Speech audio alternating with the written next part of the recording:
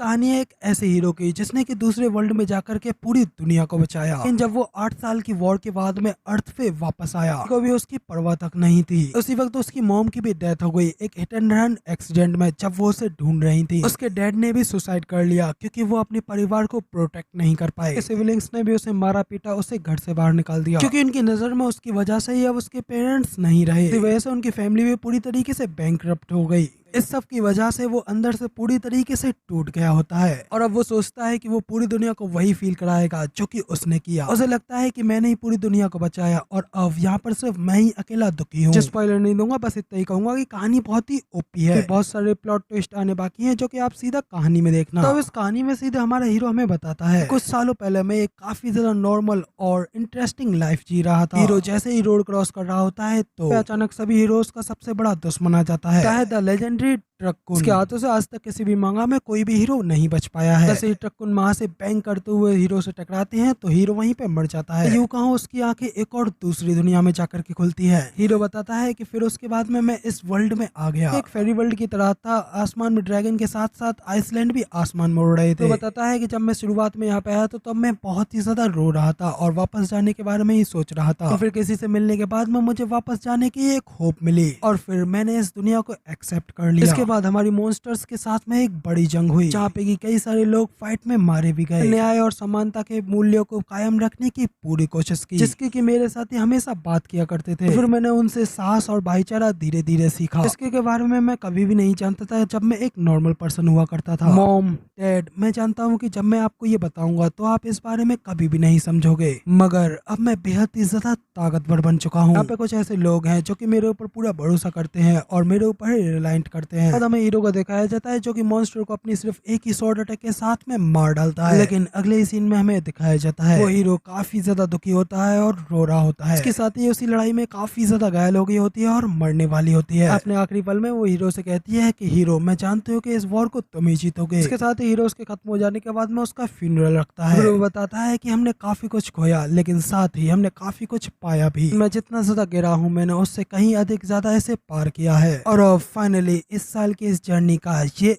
अंत है। इसके साथ ही हमें हीरो को दिखाया जाता है जो कि अपनी स्वॉर्ड को लेकर के एक बड़े से गेट के सामने बैठा होता है। तभी उसके साथ ही उसके सामने आते हुए कहते हैं कि हीरो, क्या तुम तैयार हो? इस पर वो हीरो धीरे से उठता है और खड़े होकर के पूरी तरीके से रेडी हो जाता है। लेटर को अपने पीछे रखते हुए कहता है कि मुझे नहीं पता है कि एक ऐसे लेटर को लिखने का क्या ही मतलब है जैसे कि मैं सेंड भी नहीं कर सकता, मगर फिर भी प्लीज मेरे लिए दुआ करना ताकि मैं दुनिया को बचाने के लिए डीमन किंग को हरा सकूं और अपनी जिंदगी में वापस जा सकूं, और इसलिए कि मैं इस साल को एक लंबे सपने और मेमोरी की तरह देख पाऊं। मेरे साथी अब मुझे बुला रहे हैं, इसलिए अब मुझे लिखना बंद कर देना चाहिए। और जब मैं वापस आऊंगा तो तब आपको देखूंगा, आपका बेटा जो कि आपको इस पूरी जिंदगी याद कर रहा है। तो हीरो ये सब कुछ अब तक अपने उस लेटर में लिख रहा होता है। तो उसकी यहाँ पर सबसे बड़ी और आखिरी फाइट होने जा रही है डीमन किंग के साथ में। हीरो, जिसका के नाम किम मिनसू है, वो अपनी बड़ी सी स्वॉर्ड लेकर के डीमन किंग के सामने खड़ा होता है। इसके साथ ही सीन चेंज होता है और हमें सिटी का सीन दिखाया जाता है क्योंकि सभी लोग काफी ज्यादा खुश हो रहे होते हैं हीरोज के वापस आने की वजह से। हीरोज ने फाइनली डीमन किंग को मार करके जंग को जीत लिया है। सिटी के सभी लोग खुश होते हुए कहते हैं कि डीमन किंग मारा गया है और अब हमारी दुनिया पूरी तरीके से फ्री है। जिसके साथ ही हमें अगले सीन में एक बड़ी सी बैंक्वेट का सीन दिखाया जाता है। यहाँ पे काफी ज्यादा खुशी के साथ में नाच गाना हो रहा होता है। वहाँ पे हीरो और उसकी पार्टी मजे से खाना खाते हुए एक दूसरे से बात कर रहे होते हैं। वाला बंदा भी अपनी ड्रिंक पीते हुए कहता है कि वाकई में किंगडम की वाइन तो काफी ज्यादा अच्छी है। लेकिन हमें किम की ओर दिखाया जाता है जिसके चेहरे पे अभी भी कोई एक्सप्रेशन नहीं होते। तो उसके साथ वाली लड़की जो कि फर्स्ट टाइम उससे मिली थी, किम से कहती है कि हीरो, मुझे लगता है कि अब तुम कल वापस जाने वाले हो। किम कहता है कि हाँ, मैं वाकई में कल वापस जाने वाला हूँ। जब मैं यहाँ पर पहली बार आया था तो अब मैंने ये भी एक्सपेक्ट नहीं किया था कि एक दिन ये दिन भी आएगा। लड़की भी हंसते हुए किम से कहती है कि जब तुम पहली बार यहाँ पे आए थे तो तब तुम रो रहे थे, और फिर वो उससे गले मिलते हुए कहती है कि मगर बहुत अच्छे, तुमने ये कर दिखाया। काफी ज्यादा इमोशनल हो जाता है लेकिन लड़की उसको सपोर्ट देते हुए कहती है कि अब तुम्हें चिंता करने की कोई जरूरत नहीं है। उससे कहता है कि मैं अपनी फैमिली और अपने फ्रेंड्स को याद कर रहा हूँ। उन दोनों लोग इस तरीके से देखते हुए तो बाकी के सभी लोग हंसते हुए उनसे कहते हैं कि ओ, तो तुम दोनों लोग इस तरीके के रिलेशनशिप में हो। वो एल्फ लड़की भी कहती है कि ये तो प्रेस्टेज के लिए काफी ज्यादा शर्म की बात है। वो दोनों ही लोग शर्म के मारे लाल हो जाते हैं और अलग अलग हो जाते हैं। तभी व्हाइट हेयर वाला लड़का हीरो से पूछता है कि क्या तुमने इस जगह पर रुकने के लिए कुछ और सोचा है? फेरी भी कहती है कि हाँ हीरो, तुम्हें यहाँ पर रुकना चाहिए। इस पे प्रीस्टेस उन लोगों को रोकते हुए कहती है कि तुम अच्छी तरीके से जानते हो कि ये अपने होम टाउन को कितना ज्यादा मिस कर रहा है, इसलिए तुम्हें इससे ये सब नहीं कहना चाहिए। तो व्हाइट हेयर वाला वॉरियर कहता है कि हाँ, तुमने बिल्कुल सही कहा। कहा। तो प्रिंसेस हीरो को सपोर्ट करते हुए उसके हाथ को पकड़ती है और सभी लोगों से कहती है अब हमें हीरो के आने वाले फ्यूचर के लिए प्रे करना चाहिए ताकि उसका आने वाला फ्यूचर काफी ज्यादा अच्छा रहे, बिल्कुल ठीक उसी तरह जैसे कि उसने हमें बचाया है। हमारे हीरो का हमेशा एक दयालु और धन्य जीवन रहे। इस पे वो सभी लोग भी खुश होते हुए एक दूसरे को चेस करने लगते हैं और फिर इसी तरह वो दिन भी बीत जाता है। उसके बाद हमें 3 हफ्तों के बाद में गैंगजियाओ सिटी सियोल का सीन दिखाया जाता है। अब तक हीरो वापस आने के बाद में उसी रोड पे अकेला खड़ा होता है और वहाँ पे सभी लोग उसे इग्नोर करते हुए गुजर रहे होते हैं। हमारा हीरो वहाँ पे काफी ज्यादा दुखी होते हुए कहता है कि प्रीस्टेस तुम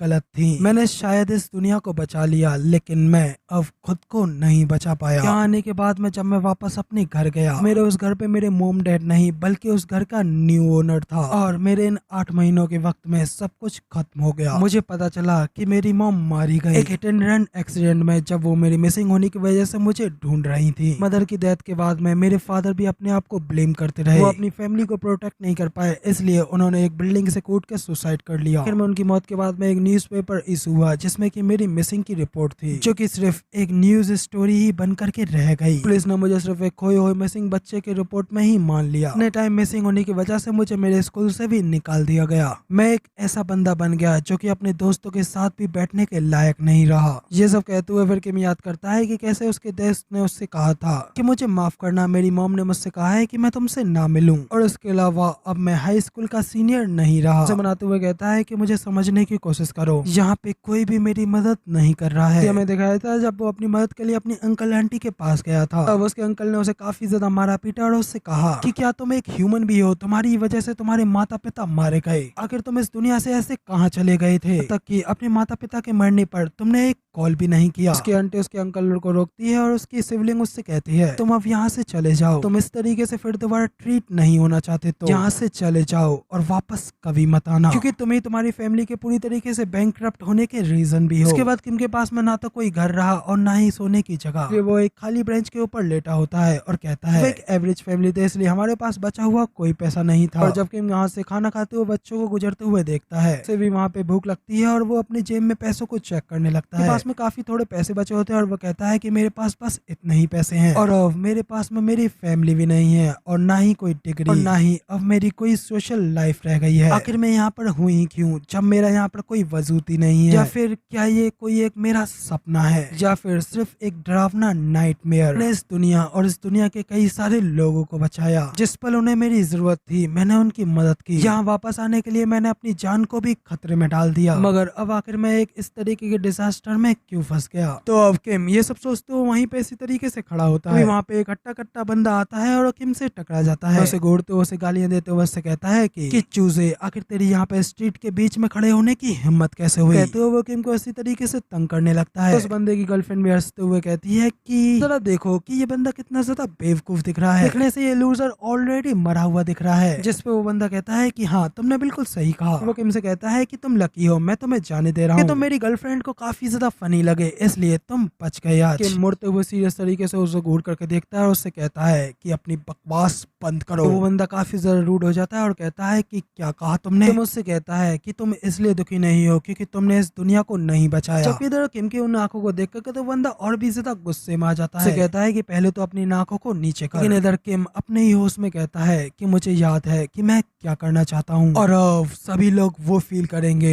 जो कि मैंने सहा है। वो अट्टा कट्टा बंदा तो किम के बालों को पकड़ करके खींचने लगता है और उससे गुस्से में कहता है कि अपनी बकवास बंद कर, क्या तू पागल हो गया है और तू ये सब क्या कह रहा है। इधर किम अपने हाथ को आगे कर अपने सॉर्ड ऑफ डुरान को सम्मन करता है। तो सुन करके तो वो लड़की वहाँ पे जोर जोर से हंसने लगती है और किम का मजाक बनाते हुए कहती है कि जरा देखो इस बेवकूफ लड़के को, ये अभी भी अपने सपनों की दुनिया में खोया हुआ है। लेकिन अगले ही पल किम की सॉर्ड ऑफ डुरान सम्मन होती है तो उस बंदे की पूरी बॉडी कट जाती है और सिर्फ उसका हाथ ही रह जाता है। और उस लड़की को अभी भी समझ में नहीं आया होता है कि आखिर अभी अभी उसकी आंखों के सामने क्या हुआ। वो अपने बॉयफ्रेंड घर से बचा हुआ एक हाथ देखती है तो वो बहुत ही ज्यादा घबरा जाती है और डर के मारे एक चीख लगाती है। इधर किम भी अपने आंसुओं को पहुंचते हुए कहता है हाँ यही बिल्कुल सही है, ऐसा ही होना चाहिए। ये मेरे लिए बिल्कुल अनफेयर है कि सिर्फ मैं ही यहाँ पे अकेला दुखी रहूं। मैं एक हीरो हूँ लेकिन फिर भी मैं एक लास्ट पर्सन हूँ जो कि यहाँ पे अकेला दुखी है। तो कहते ही किम अपने फुल आर्मर को पहन लेता है और अपनी सॉर्ड ऑफ डुरान को उठाता है और वहाँ पे अपने गुस्से और हेट की वजह से रैम्पेज में चला जाता है। इसी सॉर्ड को उठाता है और अपनी भयानक पावर्स को अनलेस करते हुए कहता है मुझे यहाँ पर एक पीसफुल जिंदगी मिलनी चाहिए थी, ना कि इस तरीके की जिंदगी। लेकिन अब ये दुनिया मेरे कहर को देखेगी। कहते ही वो अपनी स्वॉर्ड के साथ में एक इतना ज्यादा खतरनाक स्विंग लगाता है कि तलवार से निकले उस स्लैश की पावर इतनी ज्यादा खतरनाक होती है जो कि अपने सामने के आए डायमीटर में हर चीज को डिस्ट्रॉय कर डालती है। वजह से वहाँ पे उस शहर में एक इतना बड़ा धमाका होता है कि उस धमाके की पावर बिल्कुल एक न्यूक्लियर बम के बराबर की होती है। और फिर इसी तरीके से किम आधे शहर को डिस्ट्रॉय करने के बाद में वहीं पे उसी जगह पर खड़ा हो।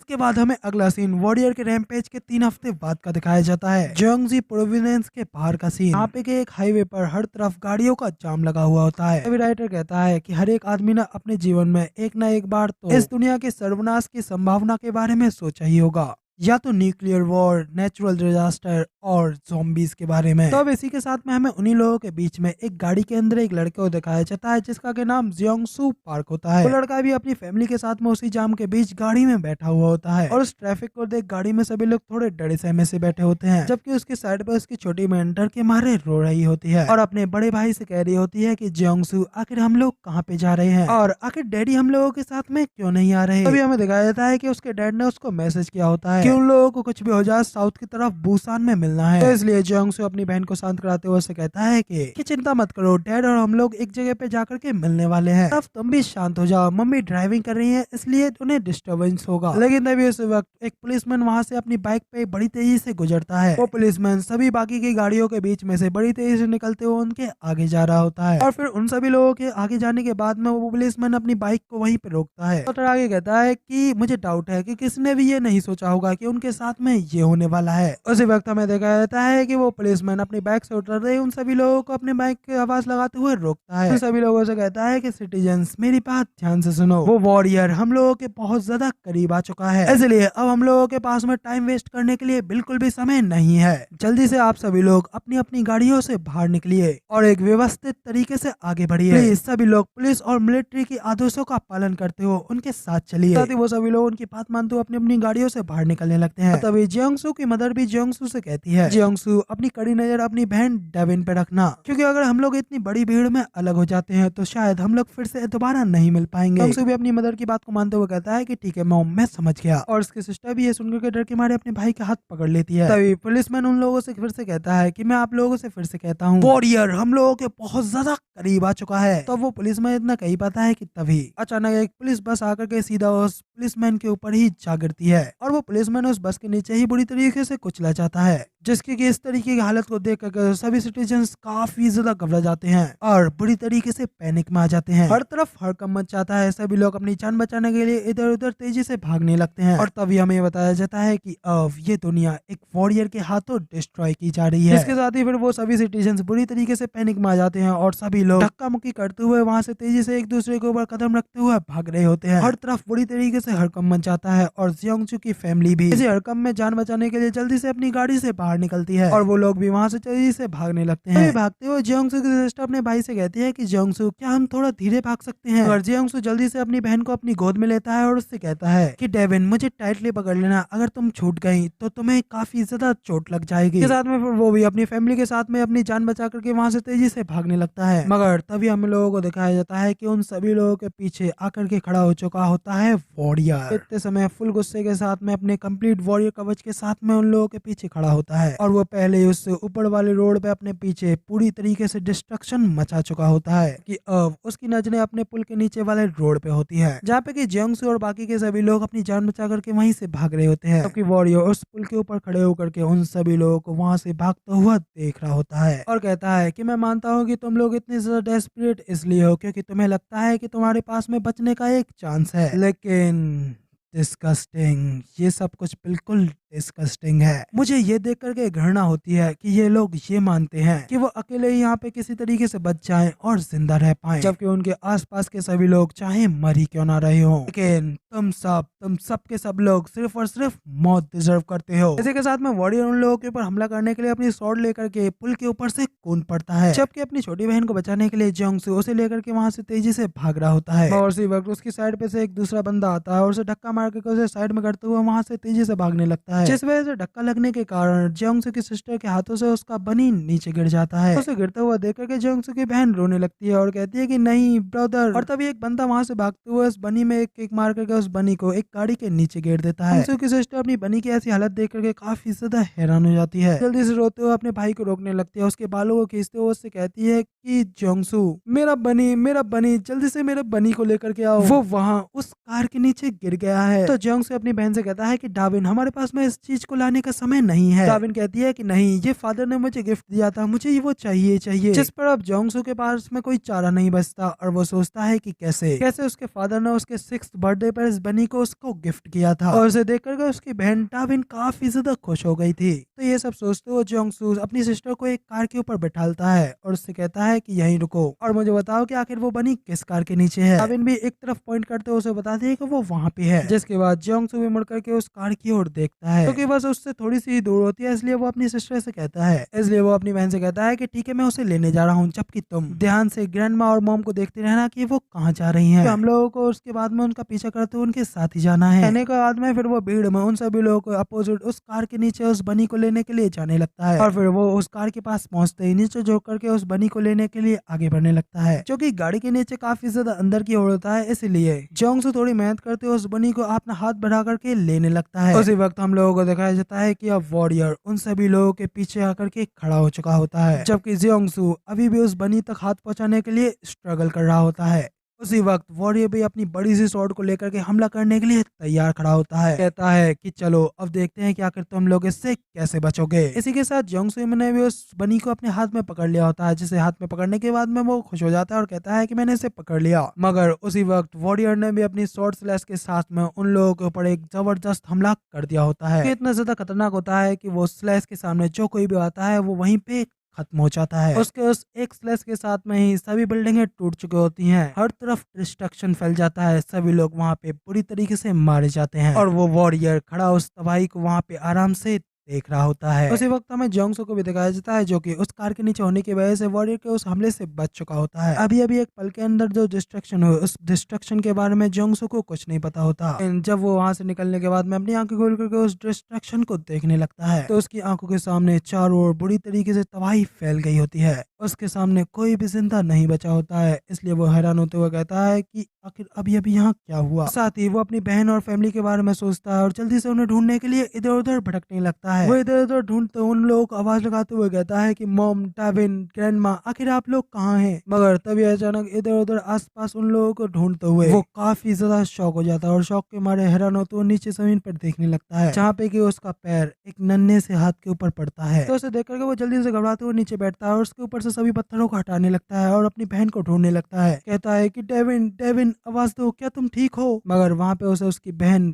जरा सी भी नहीं दिखती और सिर्फ उसके कुछ कपड़े रह जाते हैं, जो देख करके वो पूरी तरीके से टूट गया होता है और जोर जोर से रोने लगता है। उसे जरा भी यकीन नहीं हो रहा होता है कि आखिर एक पल में अभी अभी उसके साथ में क्या हुआ, जबकि इतनी बड़ी भीड़ में उसे वहाँ पे जिंदा देख करके वॉरियर भी धीरे धीरे चल करके उसी की ओर आ रहा होता है। तब जियोंगसू भी उन कदमों की आवाज सुन करके जल्दी से पीछे मुड़ करके उस वॉरियर की ओर देखने लगता है। तब वॉरियर भी उसे इस तरीके से टूटा हुआ देख करके और रोता हुआ देख करके उससे कहता है कि ये आंखें, मुझे तुम्हारी ये आंखें पसंद आई। जबकि जियोंगसू भी उससे पूछता है कि क्या तुम ही वो वॉरियर हो, जबकि वॉरियर उसकी बातों पर ध्यान नहीं देता और कहता है कि ये आंखें उस बंदे की हैं जो कि अपना सब कुछ ऑलरेडी खो चुका है, जो कि बिल्कुल मेरी तरह ही है, एकदम शांत और खोई हुई आशाओं और सपनों से बिल्कुल पूरी तरीके से अलग। जियोंगसू उसकी ये सारी बातें सुन करके काफी ज्यादा गुस्सा होता है और उसके ऊपर चिल्लाते हुए कहता है कि तुम कमीने, मैं तुम्हें नहीं छोड़ूंगा, तुम इस सब के लिए रेस्पॉन्सिबल हो, तुमने ही ये सब कुछ किया है। तो वॉरियर उससे कहता है कि हाँ तुमने बिल्कुल सही कहा। मगर तभी जियोंगसू जल्दी से गुस्से में एक डंडे को पकड़ता है, डंडे को उठा करके उसे उस वॉरियर के ऊपर मारने के लिए उसे गाली देते हुए कहता है कि कमीने, तुम नहीं बचोगे, मैं तुम्हें मार डालूंगा। मगर वो वॉरियर अगले ही पल अपने हाथ के साथ में उसके गले को पकड़ लेता है और उसे वहीं पे रोक देता है। लेकिन जियोंगसू फिर भी शांत नहीं होता और रोते हुए उससे कहता है कि नहीं, मैं तुम्हें नहीं छोड़ूंगा, तुमने ऐसा क्यों किया, तुमने मेरी सारी फैमिली और सभी लोगों को क्यों खत्म कर डाला, आई स्वेयर मैं तुम्हें मार डालूंगा। तो वॉरियर उसे कहता है कि कैसे। तो कहते ही फिर वो अपनी बड़ी सी स्वॉर्ड को उठाता है और स्वॉर्ड को सीधा जोंगजू के पेट में घुसेड़ देता है, जिस वजह से जोंगजू भी काफी ज्यादा घायल हो जाता है और उसकी आंखों से आंसू टपकने लगते हैं। उसके शरीर से काफी ज्यादा ब्लड बहने लगता है और जियोंगजू हमें बताता है कि उस दिन वॉरियर के हाथों मैंने अपना सब कुछ खो दिया और मैं उन लोगों की तरह ही कम्प्लीटली हेल्पलेस मारे जाने वाला हूँ। टाबिन, मेरी छोटी बहन, प्लीज मुझे माफ कर देना। मॉम, डैड, ग्रैंड मदर, मेरी फैमिली, आप सभी लोग प्लीज मुझे माफ कर देना। मेरी लाइफ किसी काम की नहीं रही, मैं कुछ नहीं कर पाया, मुझे माफ कर देना। इतना कहने के साथ ही जोंगसू की भी आंखें बंद हो जाती हैं। तभी अगले सीन में हमें दिखाया जाता है कि एक लड़की वॉरियर वॉरियर करते हुए किसी को जगा रही होती है, जिस वजह से वो बंदा भी धीरे धीरे अपनी आंखें खोल करके खुद दिखता है। तो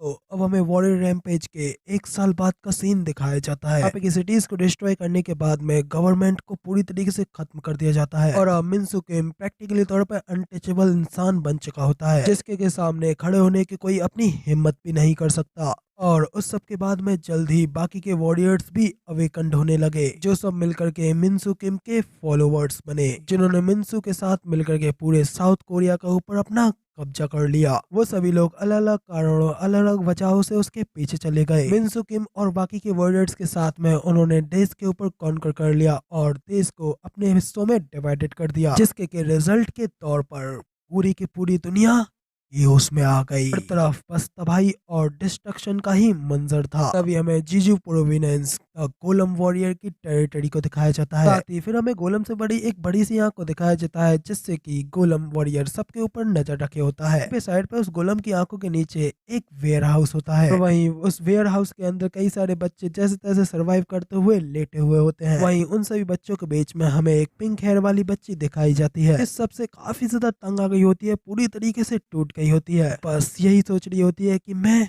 मरना चाहती हूँ, बस कोई मुझे सिर्फ और सिर्फ इस पीड़ा से मुक्ति दिला दो। करके उसकी साइड पे लेटी लड़की उससे कहती है कि नहीं, ऐसा मत कहो, ये गलत बात है, इस चीज से हमेशा बैड लक ही आता है। तो वो पिंक हेयर वाली लड़की कहती है कि मुझे इस सब की कोई परवाह नहीं है और आखिर इस तरीके से जीने का क्या ही मतलब है। जिस पे वो दूसरी लड़की तो रोने लगती है और उससे कहती है कि सीरियसली अब तुम ऐसा मत कहो, सभी लोग सिर्फ और सिर्फ सरवाइव करने के लिए ही इतनी दूर यहाँ इस द्वीप तक आए हैं। इस पे वो पिंक हेयर वाली बच्ची अपने मुंह को चादर से ढक लेती है और फिर आके कहती है इसका मतलब ये नहीं है कि मैं इस तरीके से जीना चाहती थी। तो वो लड़कियां ये सारी बातें कर ही रहे होते हैं कि तभी अचानक उनके गेट को कोई जोरों से खटखटाने लगता है। तभी अचानक वो गेट खुल जाता है और उसके अंदर से बड़े बड़े गोलम से बने हाथ आते हैं, जिनके के ऊपर एक स्पीकर लगा होता है और उन स्पीकर से आवाज आती है, चलो चलो सभी लोग उठो, अब टाइम आ गया है तुम लोगों का काम करने का। अगर तुम मरना नहीं चाहते हो तो जल्दी जल्दी यहाँ से उठो और काम पे लगो। साथ ही फिर वो सभी लोग जल्दी जल्दी अपने बिस्तर को सेट करते हैं और उन हाथों की कमांडो के ऊपर गिनती में वहाँ से लाइन से अपने अपने काम के लिए वहाँ से जा रहे होते हैं। गोलम से बड़े बड़े बड़े हाथों के अंदर के स्पीकर से सिर्फ यही आवाज आती है कि जल्दी करो,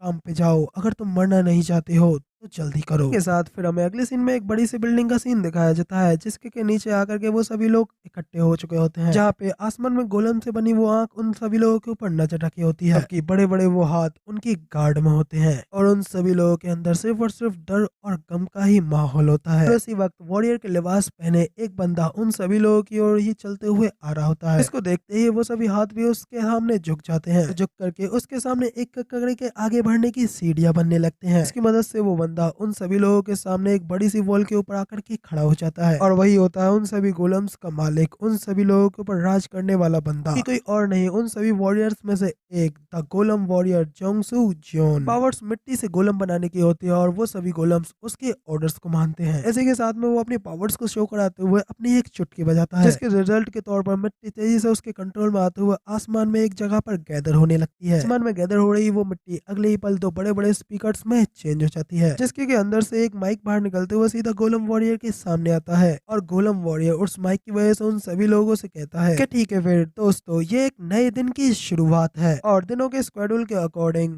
वुमेन्स आज खाना गैदर करेंगी, क्योंकि सभी आदमी फ्लॉसपर्स टावर में जाकर के कंस्ट्रक्शन पे काम करेंगे। उसकी इन बातों पर उन सभी लोगों का चेहरा उतरा हुआ होता है, जिसे देख करके वो उनसे कहता है कि क्या हुआ, आखिर तुम सभी लोग इतने ज्यादा निराश क्यों दिख रहे हो? इसका मतलब ये तो नहीं कि तुम लोग अपना काम नहीं करना चाहते। इसमें तो वो रेड हेयर वाली लड़की एक धीमी आवाज में कहती है, कमीने, यहाँ पे कोई भी तेरे इस काम को करना नहीं चाहता है। मगर इधर गोलम वॉरियर तो उन सभी लोगों से कहता है कि तुम लोगों को तो मेरा यहाँ पे शुक्रिया करना चाहिए, क्योंकि अगर अब तक तुम वैम्पायर वॉरियर या फिर फेथ वॉरियर की टेरिटरी में होते तो अब तक तो तुम सभी लोगों को जिंदा ह्यूमन ब्लड बैग बना दिया होता, फिर एक सनकी के प्रोजेक्ट का सब्जेक्ट बन के रह जाते। मगर लेकिन अब क्योंकि मुझे लगता है कि मैं तुम लोगों के साथ में कुछ ज्यादा ही नरमी बरत रहा हूँ, तो ठीक है, फिर अब क्यों ना तुम लोगों को थोड़ी सजा दी जाए। इन्हीं के साथ ही वो गोलम वॉरियर अपने हाथ को आगे बढ़ाता है और अपनी उंगली की फ्लिप के साथ में एक फ्लिप अटैक करता है। जैसे कि इस तरीके से अटैक करता हुआ देख करके उसके सामने की सारी पब्लिक तो बड़ी तरीके से घबरा जाती है और वो सभी लोग वहां से अपनी जान बचाने के लिए जल्दबाजी में इधर उधर चारों ओर भागने लगते हैं। तो गोलम वॉरियर के हाथ के इशारे के साथ में वो सभी गोलम से बने हुए बड़े बड़े हाथ भी उसके कंट्रोल में आ जाते हैं। ठीक उसके इशारे पर वो सभी बड़े बड़े हाथ उसी की तरह उन सभी लोगों के ऊपर अपने फिंगर फ्लिप के साथ में अटैक करता है। अंदर से काफी ज्यादा खतरनाक कलर की व्हाइट बीम आगे की ओर बढ़ती है और अपने सामने आने वाले उन सभी बंदों की बुरी तरीके से हालत खराब करती जाती है। फिंगर फ्लिप अटैक की उस व्हाइट रेस से उन सभी लोगों की छाती में बड़े बड़े छेद हो जाते हैं। इसी के साथ उस भगदड़ वाले एरिया में हमें वहीं पे उस पिंक लेयर वाली लड़की को दिखाया जाता है। सामने उसकी साइड वाली लड़की वही नीचे जमीन पर पड़ी हुई होती है। इस सब भगदड़ की वजह से ऑलरेडी मारी जा चुकी होती है। पिंक हेयर वाली लड़की आगे बढ़ती है और उसको इज्जत देते हुए उसकी आंखों को बंद कर देती है। एक सैड टोन में उससे कहती है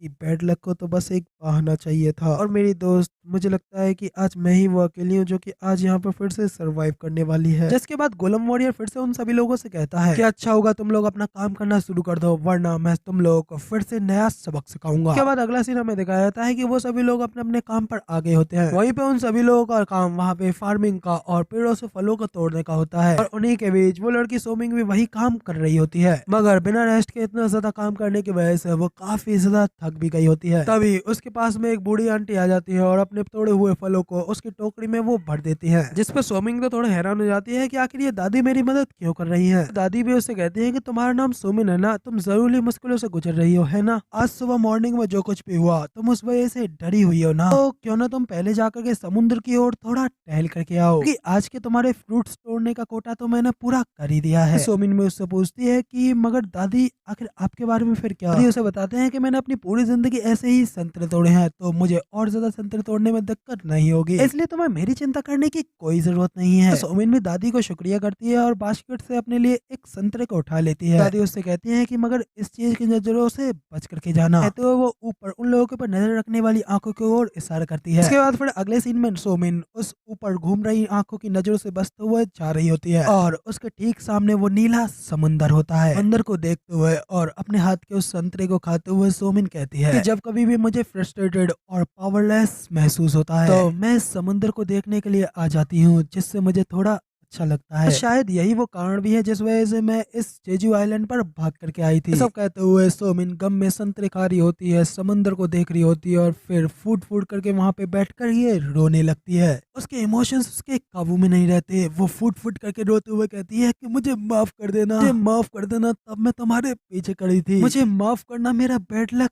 तुम्हें भी लग गया, मुझे माफ कर देना, मैं तुम्हारे लिए कुछ भी नहीं कर पाई, तब तुम मर रही थी तो मैं तुम्हारे लिए कुछ भी नहीं कर पाई। इधर सोमिन ये सब कहते हुए रो रही होती है कि तभी अचानक से उसकी साइड पर झाड़ियों में हलचल होने लगती है। इससे हैरान होकर के सोमिन उस ओर देखने लगती है तो उसे पता चलता है कि उसके सामने एक सरवाइव किया हुआ सोल्जर आया होता है और उससे कह रहा होता है कि यंग लेडी, क्या तुम्हारे पास में खाने के लिए कुछ है? सोमिन अपने पास से बचे हुए कुछ खाने को उसे निकाल करके देती है और उससे कहती है कि मेरे पास बस यही है। तो सोल्जर को इतनी ज्यादा भूख लग रही होती है कि वो जल्दी जल्दी उसे भी खाने लगता है और सोमिन का हाथ पकड़ते हुए उसे कहता है कि मैं जानता हूँ कि ये बहुत ही ज्यादा डेंजरस है, मगर क्या तुम मेरे लिए थोड़ा और खाना ला सकती हो? एक बोट के ऊपर सेलर्स का ग्रुप मेरा इंतजार कर रहा है, मैं यहाँ पर हमारे लिए खाने की तलाश में उस बोट को छोड़ करके यहाँ आ गया। तो सोमिन में उस बंदे की ये बात सुन थोड़ा हैरान हो जाती है और घबराते हुए कहती है कि क्या अगर मैं ऐसा करती हूँ और ये करते हुए अगर वॉरियर ने मुझे पकड़ लिया तो। तभी वो बंदा सोमिन के आगे इधर गिड़गिड़ाने लगता है। तो सोमिन उससे पूछती है कि क्या जब एक बार तुम खाना खा लोगे तो क्या तुम फिर से उस वॉरियर से लड़ाई लड़ पाओगे। सोल्जर भी सोमिन से कहता है कि हाँ ऑफ कोर्स हम अपना पूरा बेस्ट देंगे और जब हमारे सेलर्स का मोरल भी हाई हो जाएगा तो शायद हम इस आइसलैंड को भी वापस पा लेंगे। इधर वो वॉचिंग आई अभी भी आसमान में घूम रही होती है। सोल्जर की बात सुनते हुए सोमिन उस आई को देखते हुए अपने मन में कहती है शायद अगर मैं इस जंगल से होकर के वापस जाऊं तो शायद मैं उस चीज के मुड़ने से पहले ही वापस आ जाऊंगी। दोस्तों तो फिर सोमिन अपने आप को मोटिवेट करती है और फिर उस सोल्जर से कहती है कुछ भी हो जाए प्लीज इस आइसलैंड को वापस अपने हाथों में लीजिए, फिर चाहे इसके लिए मैं अपनी जिंदगी को दांव पर लगा करके भी आपके लिए खाना लेकर के आऊंगी। फिर सोमिन वहां से तेजी से जंगल में होते उन लोगों को खाना लाने के लिए भागने लगती है। सोमिन साथ ही बास्केट में कुछ संतरे और कुछ और खाने को लाते हुए तेजी से उन सोल्जर्स की ओर आ रही होती है और भागते भागते अपने मन में अपनी फ्रेंड हायून के बारे में सोचते हुए कहती है हायून जब मैं कह रही थी कि मैं मरना चाहती हूँ तो मेरा मतलब ये नहीं था। ये बेकार की हेल्पलेस जिंदगी को जीना मुझे मृत्यु से भी बुरा लगता है और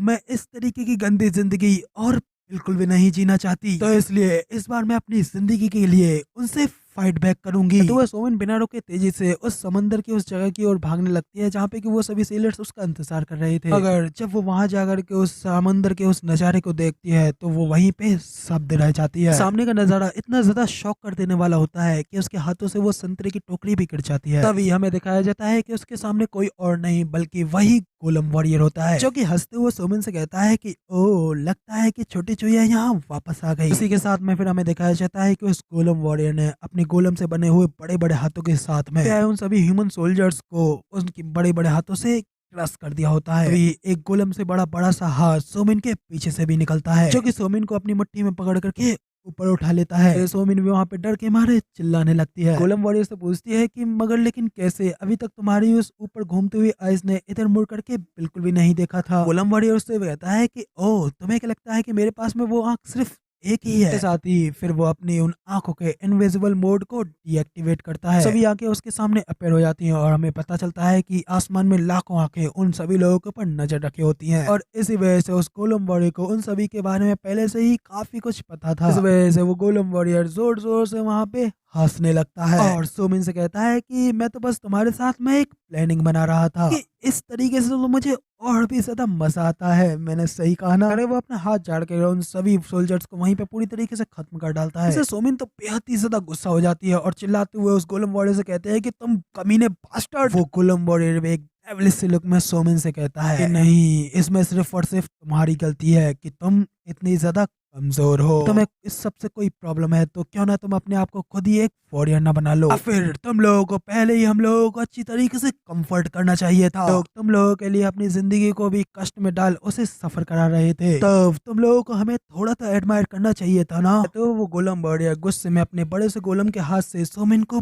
खींचने लगता है। फिर सोमिन को भी काफी ज्यादा दर्द होने लगता है और वो निराश होते हुए अपने मन में कहती है कि मैंने फाइनली डिसाइड किया था कि मैं यहाँ पर फाइट बैक करूंगी, लेकिन मैं फिर भी यहाँ पर कुछ नहीं कर पाई। सब सोचते हुए सोमिन रोते हुए चिल्ला करके कहती है कि क्या यहाँ पर कोई है, मैं यहाँ पर बहुत ही ज्यादा कमजोर हूँ, तो इसलिए प्लीज प्लीज कोई मेरे लिए यहाँ आकर के इस वॉरियर से फाइट लड़ो। तो सोमिन के इतना कहते ही आसमान में तेजी से ब्राइट लाइट चमकने लगती हैं। उस चमकते हुए आसमान से जमीन पर एक मीटियोर की तरह चीज आकर के तेजी से टकराती है, जिस वजह से वहाँ पे जमीन पर एक जोरदार धमाका होता है और उस धमाके के फोर्स की वजह से उसका हाथ तो दूर जाकर के गिरता ही है, मगर वो गोलम वॉरियर भी वहाँ पे खड़े होने में काफी ज्यादा दिक्कत में होता है। उस धमाके की वजह से हुई उस धूल की वजह से गोलम वॉरियर को कुछ भी सामने नहीं दिख रहा होता है। आंखों के सामने सिर्फ और सिर्फ चारों तरफ धूल ही धूल फैली हुई होती है। जैसे ही वो डस्ट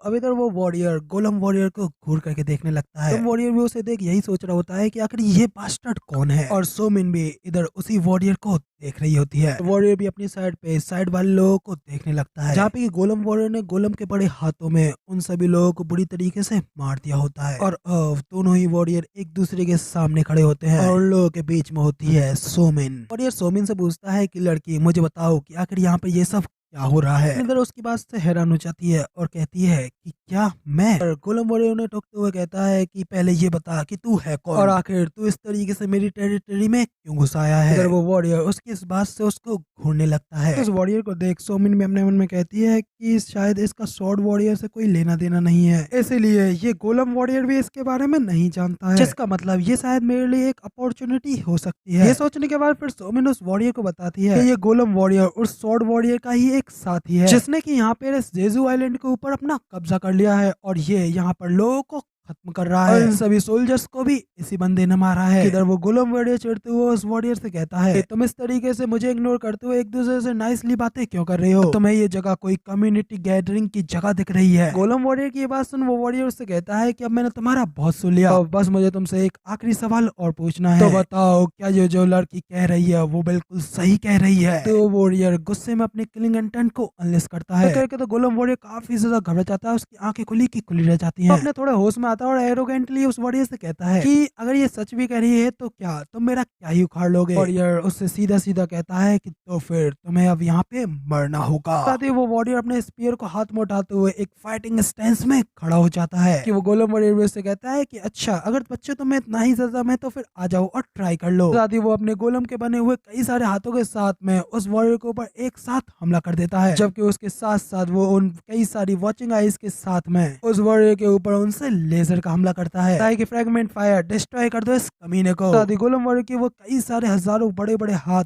और बड़ी बड़ी आंखें उस वॉरियर के ऊपर हमला कर देती हैं। और तब जैसे ही वो बड़े बड़े हाथ उस वॉरियर को पकड़ने के लिए आगे बढ़ते हैं तो तभी वो वॉरियर अपने स्पीयर को उठा करके उन सभी बड़े बड़े गोलम के हाथों के ऊपर एक जबरदस्त स्लैश मारता है, जिससे कि हमले के साथ में उनमें से कई सारे हाथ वहीं पे डिस्ट्रॉय हो जाते हैं। वॉरियर अभी भी अपने स्पीयर को तेजी से गोल गोल घुमाते हुए वहाँ पे आ रहे सभी बड़े बड़े हाथों को डिस्ट्रॉय करते हुए आगे बढ़ता जाता है। उस वॉरियर के आगे ना तो उस गोलम वॉरियर के बड़े बड़े हाथ और ना ही वो आंखों के लेजर के हमले काम आते हैं। वॉरियर तेजी से उन सभी चीजों को डिस्ट्रॉय करते हुए आगे बढ़ता जा रहा होता है। जैसे कि इतनी तेजी से अपनी इतने ज्यादा करीब आता वो देख करके वो गोलम वॉरियर भी काफी ज्यादा घबरा जाता है। घबराते हुए पीछे हट करके उसके अटैक को अपने हाथों से रोकने की कोशिश करने लगता है और वो वॉरियर अपने स्पीयर के एक स्लैश के साथ में उसके वो दोनों हाथ वहाँ पे काट डालता है। इतनी तेजी से हुआ होता है कि गोलम वॉरियर को कुछ भी समझ में नहीं आया होता है कि आखिर अभी अभी उसके साथ में क्या हुआ। अगर जब उसे पता चलता है कि उसके दोनों हाथ अलग हो चुके हैं तो वो वहाँ पे दर्द के मारे एक जोरदार चीख लगाता है, चिल्लाते हुए उस वॉरियर से कहता है कि तुम बास्टर्ड आखिर तुमने मेरे साथ में ऐसा क्यों किया। अगले ही पल वो वॉरियर उसकी ठोड़ी पर एक जबरदस्त किक मारता है और उसके मुंह को वहीं पे बंद कर देता है और उसकी छाती पे पैर रखते हुए उससे कहता है कि आज तुम्हारा ये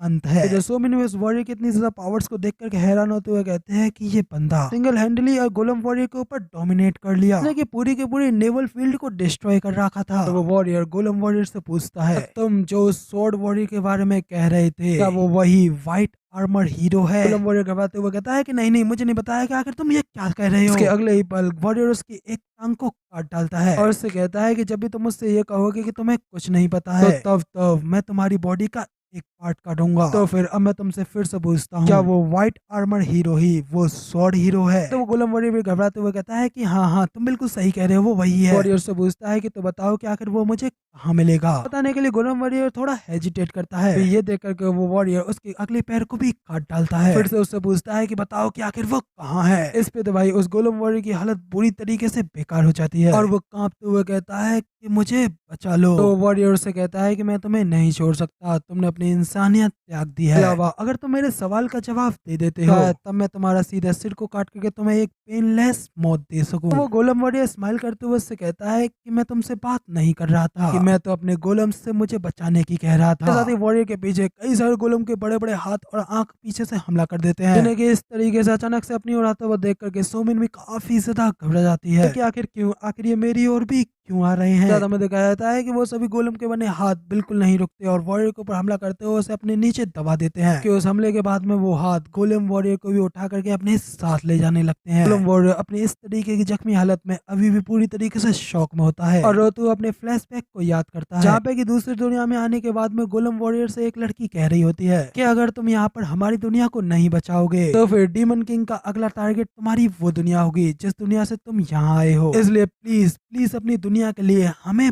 बचा लो। इसके बाद वो गोलम वॉरियर याद करता है कि जब वो दूसरी दुनिया को बचाने के बाद में वापस अपनी दुनिया में आया था, बस अपनी फैमिली अपने लोगों से यही सुनना चाहता था कि तुमने बहुत अच्छा काम किया। लेकिन जब वो वहाँ घर पहुंचता है तो एक आदमी उस पर चिल्लाते हुए जल्दी से निकल जाओ यहाँ से, मुझे कुछ याद नहीं है कि मेरा कोई तुम जैसा बेटा भी था। गोलम वॉरियर बताता है कि तब मुझे कहीं पे भी इन्वाइट नहीं किया गया, सभी लोगों ने उसे हर जगह से निकाल दिया। जब वो एक बच्चों को पेरेंट्स प्रोवाइड कराने वाले ऑफिस में गया, उससे कह दिया कि हम 18 साल से बड़े बच्चों को या ना तो कोई सपोर्ट ना ही कोई हाउस प्रोवाइड कराते हैं, यही हमारे कानून का नियम है। तो वॉरियर कहता है कि चूंकि मैं वो था जिसने कि इस दुनिया को बचाया, लेकिन लोगों ने उससे कहा कि क्या तुम नाबालिग नहीं हो, जाओ यहाँ से और यहाँ वापस मत आना वरना मैं तुम्हें पुलिस से पकड़वा दूंगा। तो अब तक जो कुछ भी काम किया है क्या तुम्हें उसकी पेमेंट चाहिए? इतने ज्यादा बेशरम तब होते हो जब एक नासमझ बच्चे होते हो, तो फिर आखिर तुम ये झूठ क्यों बोल रहे हो कि तुम एक अडल्ट हो? तो वॉरियर कहता है कि मैं ये सोचता हूँ कि अगर मैंने इस दुनिया को डिस्ट्रॉय होने दिया होता तो काफी अच्छा होता, और अब जब यहाँ पर मैंने फाइनली अपनी दुनिया को बना लिया, तो अब मैं यहाँ पर अपनी इस दुनिया को बनाने के बाद मैं इस तरीके से बिल्कुल भी मरना नहीं चाहता। तो जब गोलम वॉरियर अपनी साइड पर नीचे की ओर देखता है, नजारे को देख करके उसके शरीर से टोटली पसीने छूट जाते हैं कि उस वॉरियर ने सोमिन को बचाने के साथ साथ कुछ देर में उसके गोलम के बने हुए हाथों और आंखों को डिस्ट्रॉय कर दिया होता है। और वो गोलम वॉरियर के ऊपर अपना स्पीयर पॉइंट करते हुए कहता है कि तुम यहाँ से बच करके भाग नहीं सकते, और क्योंकि तुम सभी के सभी हीरो सिर्फ और सिर्फ मरना रिजर्व करते हो। तो इधर उस वॉरियर को खुद के ऊपर इस तरीके से हमला करता हुआ देख करके वॉरियर जल्दी से अपनी एक स्पेशलिस्ट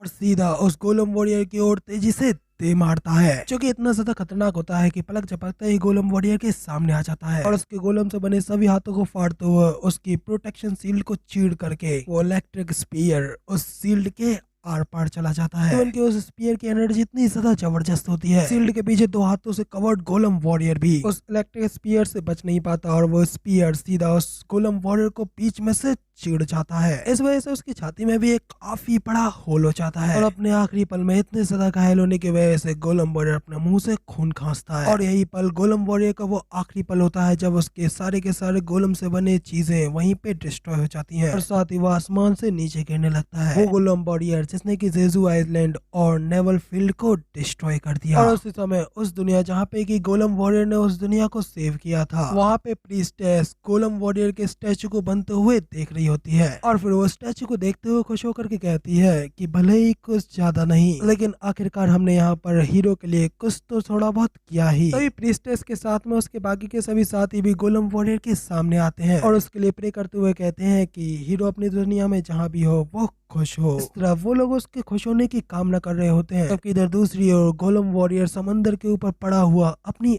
आखिरी सांसें गिन रहा होता है और वो भी अपने पेट में एक बड़े से होल के साथ। गोलम वॉरियर इस दुनिया में अपनी आखिरी सांस लेता है और उसकी मौत के साथ ही उसके बनाए हुए वो सारे गोलम्स जो कि कैसल को कंट्रोल कर रहे थे वो भी उसके साथ ही ढह जाते हैं, जिसका मतलब हीरोज के रैम्पेज के बाद ये पहली बार है जब ये आइसलैंड इतना ज्यादा पीस और शांति में है। अभी इधर सोमिन फैक्ट्री में कैद बाकी के लोगों को भी आजाद करा देती है। इसके बाद वो सभी लोग अपने प्यारे अपने चाहने वाले लोगों से मिलते हैं और एक दूसरे को जिंदा देखते हुए गले मिलकर के अपनी खुशी व्यतीत करते हैं, क्योंकि आखिरकार आज वो सभी लोग गोलम वॉरियर की कैद से आजाद हो गए। इसी तरह एक तरफ वो सभी लोग एक दूसरे से मिलते हैं, एक दूसरे के साथ में खुशियां बांटते हैं, जबकि उन लोगों को गोलम वॉरियर से बचाने वाला उनका वो हीरो अकेला दूर खड़ा उन्हें देख रहा होता है। उसे भी उन लोगों को देख करके अपनी मॉम डैड अपनी बहन अपनी फैमिली की याद आती है, और एट द एंड वो उन सब के बारे में सोच कर काफी ज्यादा दुखी हो जाता है, क्योंकि एंड पर आखिरकार उसकी फैमिली उसको छोड़ करके जा चुकी है, जिस सब की वजह सिर्फ और सिर्फ वो स्वॉर्ड वॉरियर है। उन सभी लोगों को इस तरीके से देखता हुआ हमारा हीरो जेओंगसू पार्क कहता है कि वापस जाने के लिए एक जगह होना, मुझे इन लोगों से जलन हो रही है, क्योंकि हीरोज के उस रैम्पेज के बाद से जेओंगसू के पास में अब कोई भी उसकी फैमिली मेंबर नहीं रह गया है। अचानक जेओंगसू को अपने पीछे कोई सेंस होता है, इसलिए वो अपने स्पीयर को उसके आगे ला देता है। सोमिन स्पीयर को देखते हुए घबराते हुए कहती है कि ये मैं हूँ, आपसे उस फील्ड पे मिली थी वो लड़की। जियोंग से उससे पूछता है कि आखिर तुम इन झाड़ियों में क्यों छुपी हुई थी। तो सोमिन उसे बताती है कि सभी लोग ये जानना चाहते हैं कि आखिर उस गोलम वॉरियर को किसने खत्म किया। वो सभी लोग वहाँ पे आपका शुक्रिया करना चाहते हैं। तो जियोंग से उसे बताता है कि एक हीरो जिसने कि दूसरे हीरो को मारा हो उसका कोई भी शुक्रिया नहीं करेगा। उसकी वजह जब वो लोग वहाँ पर मुझे देखेंगे तब वो लोग मुझसे भी डरने लगेंगे। ऐसे भी शुरू से ही मुझे उन लोगों की कोई प्रशंसा लेने की जरूरत नहीं है। तो जियोंगसू के इस बिहेवियर को देख करके सोमिन भी अपने मन में कहती है कि ओह तो तुम काफी ज्यादा काइंड हो। लेकिन अगर तुम दूसरों की फीलिंग्स के बारे में जरा भी नहीं सोचते तो तुम ऐसा करते ही नहीं। तो जियोंगसू उससे कहता है कि तुम जैसा चाहे इसे समझ सकती हो, क्योंकि वैसे भी हम लोग अब दोबारा फिर कभी नहीं मिलने वाले। तो सोमिन उससे पूछती है कि मैं तुमसे एक चीज और पूछना चाहती हूँ, क्या तुम बाकी के सभी हीरोज को भी मारने वाले हो। जियोंगसू कहता है कि हाँ, मैं स्वॉर्ड हीरो के साथ उसके साथ सभी काम करने वालों को भी खत्म कर डालूंगा। सोमिन कहती है कि क्या सिर्फ अपने बदले के लिए। हीरो कहता है कि हाँ, इसके अलावा और क्या ही रीजन हो सकता है। तो सोमिन कहती है कि फिर मैं भी तुम्हारी मदद करूंगी, क्योंकि मुझे भी उनसे अपना बदला लेना है। इस पर जियोंगसू एक पल के लिए सोमिन को घूर करके देखने लगता है और फिर उससे कहता है कि तुम सच में बहुत ही ज्यादा अजीब हो। सोमिन उससे कहती है कि मैं जानती हूँ कि तुम मुझे एक बेकार बोझ की तरह समझ रहे हो, लेकिन प्लीज मुझे अपने साथ ले चलो। और क्या तुम्हें पता भी है कि बाकी के हर एक हीरो कहाँ कहाँ पे है? मैं तुम्हें बताऊंगी। सियोल से जेजू आते हुए मैंने खुद अपनी आंखों से वो सब कुछ देखा है और मुझे कुछ कुछ पता है कि आखिर किस किस हीरो ने कौन कौन सा एरिया कंट्रोल कर रखा है और आखिर उन हीरोज के पास में कौन कौन सी एबिलिटीज है। और तुम बस सीधा पैदल चल करके सियोल तो नहीं जाने वाले हो, है ना? तुम्हें रास्ते में खाने और रुकने की जगह की जरूरत तो पड़ेगी ही, और अगर तुम्हें ट्रांसपोर्टेशन, खाने और शेल्टर की जरूरत पड़ेगी तो उसके लिए रेगुलर इंसानों से बातचीत करने की जरूरत पड़ेगी ही। तो अगर मैं तुम्हारे साथ में होंगी तो मैं तुम्हारे लिए वो सब कुछ कर पाऊंगी, इसलिए प्लीज प्लीज मुझे अपने गाइड के तौर पर अपने साथ ले चलिए। तभी इधर हीरो भी उससे कहता है कि मुझे भी तुमसे एक बात पूछनी है। तो ठीक है, मुझे बताओ कि आखिर तुम्हारा ये सब करने का क्या रीजन है? अगर तुम यहीं रुकोगी तो मैं कम से कम तुम्हारे जिंदा रहने का तो प्रॉमिस कर ही सकता हूँ। शायद तुम यहाँ रुक करके काफी अच्छी जीवन जी सकती हो बिना किसी हीरो से निपटे। तो सोमिन उससे कहती है कि मेरे पास कोई पावर्स नहीं है। इतना कहते ही वो अपने पास से एक फोटो को बाहर निकालती है, क्योंकि उसका फैमिली फोटो होता है। वो उसे हीरो को दिखाते हुए कहती है, परिवार को खोने का दुख, वो गुस्सा, मुझे उन बास्टर्स से अपना बदला लेने का मन करता है, लेकिन मेरे पास में किसी भी तरीके की पावर्स नहीं है, तो इसलिए मैं उन लोगों से अपना वो बदला तुम्हारे साथ रह करके लूंगी। बदला मुझे सिर्फ यही चाहिए और कुछ भी नहीं। ये टिप्स हमें बताते हैं कि एक तरफ जहाँ पे सभी लोग अपनी लंबी आजादी की खुशियां मना रहे थे, वहीं पे उन दोनों लोगों ने जिन्होंने कि उनको वो आजादी दिलाई, उन्होंने अपने आगे खतरनाक सफर के लिए एक दूसरे के साथ में कॉन्ट्रैक्ट कर लिया। तभी इधर हीरो सोमिन से कहता है कि अगर तुम्हें इस्तेमाल किए जाने और अकेला छोड़े जाने से कोई प्रॉब्लम नहीं है तो तुम मुझे फॉलो कर सकती हो। कह करके हीरो आगे बढ़ने लगता है, जबकि सोमिन उसके पीछे पीछे उसको फॉलो करने लगती है। और तभी इसी तरह वो आगे बढ़ते हुए एक तबाह हुई सिटी की ओर आगे बढ़ते हैं। कि वो लोग रेस्ट के लिए एक फैक्ट्री गोदाम में अंदर जाते हैं। हीरो वहीं बैठा अपने स्पीयर में धाड़ देने लगता है। सोमिन भी वहीं पर उसकी साइड पर बैठ करके हीरो को ये सब करते हुए देख रही होती है और फिर वो हीरो को जानकारी देते हुए उसे बताती है, एक हीरो हमारे पास में ही है, लेकिन उससे निपटना बेहद ही ज्यादा मुश्किल है, क्योंकि एक हीरो ऐसा है जिसे निपटना तो काफी ज्यादा आसान है, लेकिन वो अभी है हमसे काफी ज्यादा दूर। तो बताइए कि आखिर आप इन दोनों में से किसको चुनेंगे? पर जियोंगसू उसकी बात सुनकर उसके पास में आता है और उससे कहता है, जियोंगसू उससे कहता है कि मैं उसे चुनूंगा जैसे कि मैं सबसे जल्दी खत्म कर सकूं। इस पे सोमिन उसे कहती है कि तुम बिल्कुल नहीं बदलोगे, मुझे पता था कि तुम उसे ही चुनोगे। तो ठीक है, फिर तुम्हारा अगला अपोनेंट तुम्हारे सबसे करीब है सी ड्रैगन हीरो। तभी हमें सी ड्रैगन हीरो के पैनल को दिखाया जाता है, जहाँ पे एक बड़े से सी ड्रैगन ने हर तरफ अपनी पावर के साथ में चारों ओर तबाही मचा रखी होती है। उस ड्रैगन के ऊपर उसको सवार करने वाली होती है sea dragon hero. Pacific ocean में एक नेवी के बहुत बड़े बेड़े को नष्ट करने के बाद में वो ओशियन की सबसे खतरनाक हीरो है। और ये बात तो पहले से ही हमारे लिए काफी ज्यादा खराब है कि वो ओशियन का ही यूज करती है, और तुम कह सकते हो कि वो जिस सी ड्रैगन को कंट्रोल करती है वो बिल्कुल एक न्यूक्लियर बॉम्ब की तरह ही खतरनाक है। इसके अलावा वो एक बहुत बड़ी मर्डरर है जिसने कि रेफ्यूजीज को मार रखा है। और जब पहले एक बार हम जब जेजू आइलैंड पर आ रहे थे तो तब जिस बोट पर मेरी मॉम थी उसने उस बोट को डिस्ट्रॉय कर दिया। ये सब कुछ याद करते हुए सोमिन काफी ज्यादा इमोशनल हो जाती है। इसकी वजह से उसकी आंखों से आंसू आने लगते हैं। तो इधर जियोंगसू उससे कहता है कि उनको उन अपराधों को उनकी उपलब्धि की तरह मत बताओ, क्योंकि हमारा वो अपोनेंट एक मर्डरर के अलावा और कुछ भी नहीं है। और जो कुछ भी तुम्हें उसके बारे में पता है उससे यही पता चलता है कि वो सिर्फ और सिर्फ मरना डिजर्व करती है। जिसके बाद फिर वो कहता है कि सबसे इम्पोर्टेंट तो यह है कि अगर हमें उसके साथ समुद्र में लड़ना है तो हमें एक बोट की जरूरत पड़ेगी। तो सोमिन कहती है कि अगर ऐसी बात है तो मैं किसी को जानती हूँ जो कि हमारी मदद करेगा। गोलम हीरो के द्वारा उनसे चुराई गई बोटों को वापस पाने के बाद से बचे हुए मरीन सैनिक धीरे धीरे ठीक होने लगे हैं। अभी इसी के साथ में यहाँ पे हमारा सीन चेंज होता है। अगले सीन में हमें उन्हीं मरीन सोल्जर्स को दिखाया जाता है कि गोलम वॉरियर ने पकड़ करके काफी ज्यादा घायल कर दिया था, लेकिन जोंगसू को उनको बचाने के बाद में अब वो पूरी तरीके से ठीक हो चुके हैं और अब जोंगसू और सोमिन उन्हीं से उस बोट की मदद के लिए आए होते हैं। कैप्टन उनसे कहता है कि हमारे सही साथियों के लिए हम लोग पक्का से आपको आपकी डेस्टिनेशन तक जरूर ले चलेंगे। इसके साथ ही अगला सीन हमें साउथर्न कोस्टल सी का दिखाया जाता है। समुद्र में हर तरफ तूफान और बिजलियां गरज रही होती हैं। तो वहीं पे कई सारे तेजी से घूमते हुए बड़े बड़े बवंडर होते हैं। तो दिल को दहला देने वाले तूफान और बवंडरों के बीच हमें वो सी ड्रैगन हीरो और सी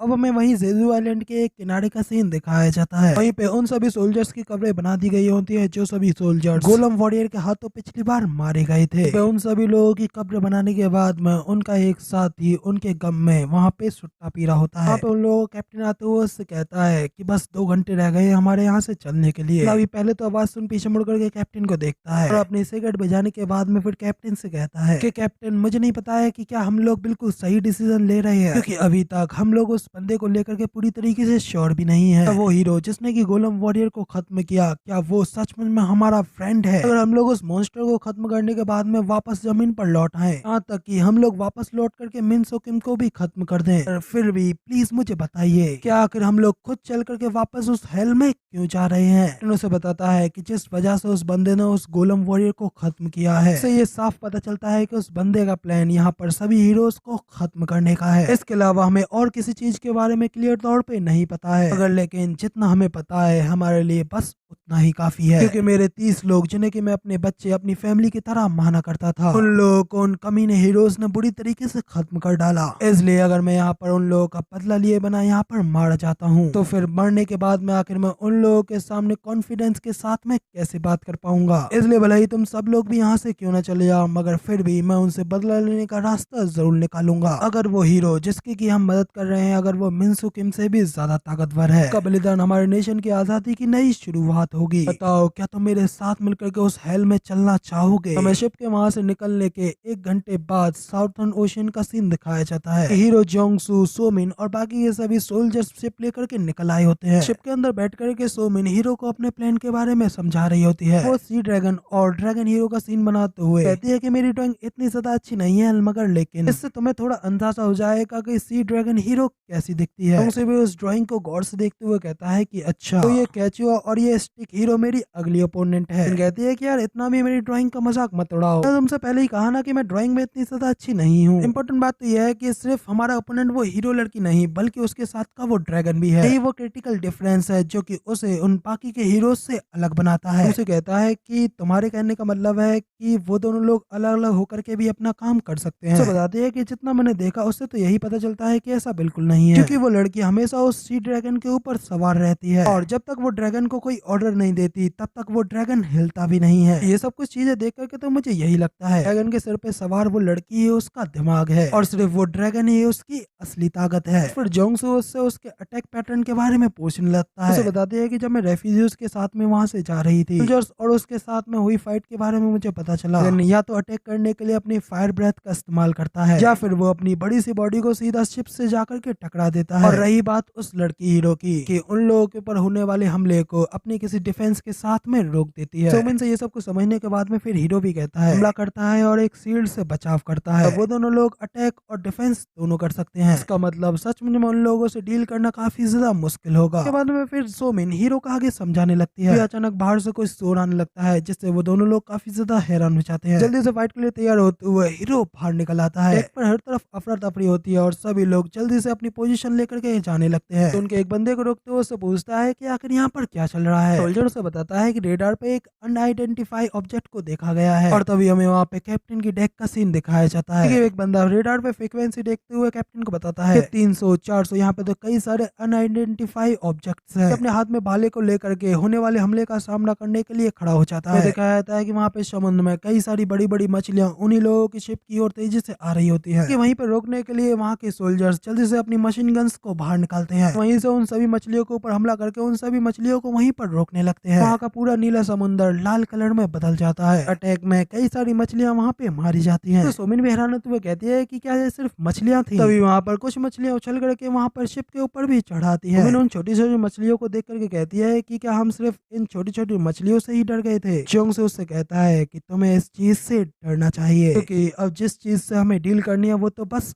आने ही वाली है। इसी के साथ में हमें दिखाया जाता है कि उस शिप के आगे एक बहुत बड़ा पानी का बवंडर आ जाता है। तभी अचानक उस बवंडर के अंदर से सी ड्रैगन बाहर निकल आता है जो कि वही वहाँ पर उन लोगों की शिप से भी काफी ज्यादा बड़ा होता है और उस ड्रैगन के सिर के ऊपर सवार होती है वो सी ड्रैगन हीरो। वहाँ पर शिप के ऊपर जोंगसू को देख कहती है तो यही वो हीरो है जिसने की उस गोलम वॉरियर को खत्म किया था। तो तभी हमें इस सी ड्रैगन हीरो का नाम बताया जाता है जो कि होता है सुआशियान। सी ड्रैगन हीरो के इतना कहते ही वहाँ पर उसका वो सी ड्रैगन अपने मुंह से एक खतरनाक फायर ब्रेथ का हमला सीधा उन लोगों की बोट के ऊपर कर देता है। तो वह देख करके कैप्टन अपने बंदे से कहता है कि जल्दी से उसके उस हमले से बचो। फिर उन लोगों को चलाते हुए कहता है कि जल्दी से यहाँ पर लंगर डालो और बोट को यहीं रोको। ये बात सुनकर के तो शिप चलाने वाला बंदा हैरान होते हुए कहता है आखिर ये बंदा क्या कह रहा है कैप्टन, हमें जल्दी ही इस बोट को मोड़ना होगा। रोकते हुए कहता है कि नहीं, हीरो के डिसीजन को ही फॉलो करो, इसलिए जल्दी से एंकर निकाल करके पानी में डालो। तो बंदा भी उसकी बात को मानते हुए शिप के एंकर को निकाल के नीचे पानी में डाल देता है। दोनों से बने हुए बड़े बड़े लंगर नीचे पानी में जाते हैं तो वहीं पर पीछे हटने से रोक देते हैं। तो सी ड्रैगन हीरो बस नम आंखों के साथ में उन लोगों से कहती है कि अब तुम लोग यहाँ से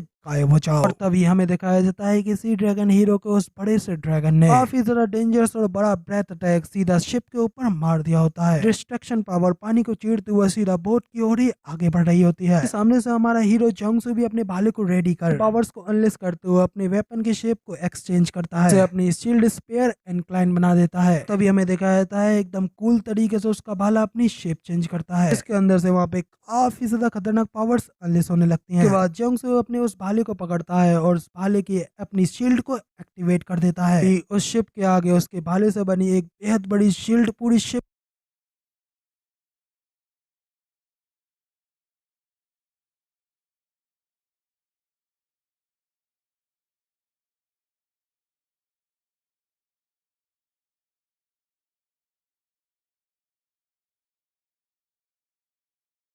अभी हमें दिखाया जाता है कि हीरो जोंगसू ने उस सी ड्रैगन के अटैक को पूरी तरीके से रोक लिया होता है। तो सी ड्रैगन हीरो को इस तरीके से लगातार हमला करता हुआ देख करके दो वाला सोल्जर भी गुस्सा होते हुए कहता है कि ये बास्टर्ड हीरो ये उस सी ड्रैगन हीरो के साथ में फाइट बैक नहीं कर पा रहा है क्योंकि ये हमें प्रोटेक्ट कर रहा है। इस वजह से वो सोल्जर जल्दी से अपने कैप्टन से कहता है कि कैप्टन जल्दी से सभी लोगों के लिए डिस्ट्रैक्शन ऑर्डर को पास कीजिए। तो ये सुनकर जल्दी से कैप्टन भी रेडियो को स्टार्ट करता है और फिर शिप पे मौजूद सभी लोगों को ऑर्डर देते हुए कहता है सभी के सभी क्रू मेंबर्स जल्दी से बैटल के लिए तैयार हो जाओ और अपनी सारी मशीनरी को तैयार करके उस ड्रैगन के सर पे एम करो। ऑर्डर्स मिलते ही सभी के सभी सोल्जर्स भी अपनी मशीनरी गन्स को सी ड्रैगन के सिर पे एम करते हैं और सीधा अपनी मशीनरी की फुल फोर्स के साथ में उसके ऊपर ओपन फायर कर देते हैं। तो शिप के कई सारे मिसाइल्स का हमला सीधा उस सी ड्रैगन के ऊपर जाने लगता है क्योंकि वो सी ड्रैगन अभी हीरो के ऊपर हमला करने में बिजी होता है, इसलिए वो खुद अपनी फायर के साथ में उन सभी हमलों को रोकने के लिए नहीं आ पाता। और उसके सर पे खड़ी सी ड्रैगन हीरो अपने ट्राइडेंट को ऊपर उठाती है, अपने ट्राइडेंट के पावर्स को स्टार्ट करके शील्ड ऑफ एटलस को एक्टिवेट कर देती है। ऐसे उस ट्राइडेंट की मदद से उस ड्रैगन के सामने